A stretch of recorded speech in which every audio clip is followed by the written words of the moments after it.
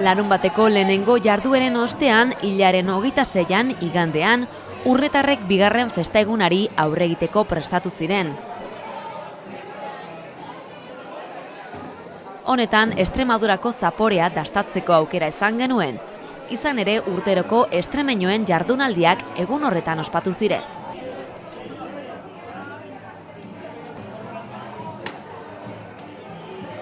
Lur horretako produktuak dastatzeko aukera paregabea izan zen.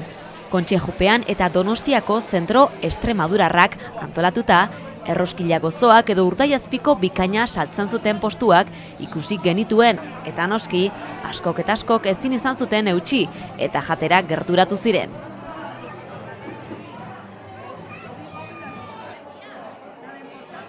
Inguruetan bestetik Extremadura hobeto ezagutzeko aukera izan genuen, izan ere lur horretako liburuak zeuden salgai.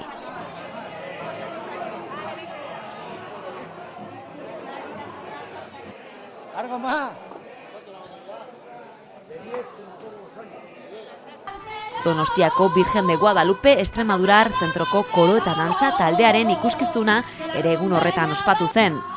Urtero bezala San Juan plazan eskaini zuten saio bikaina.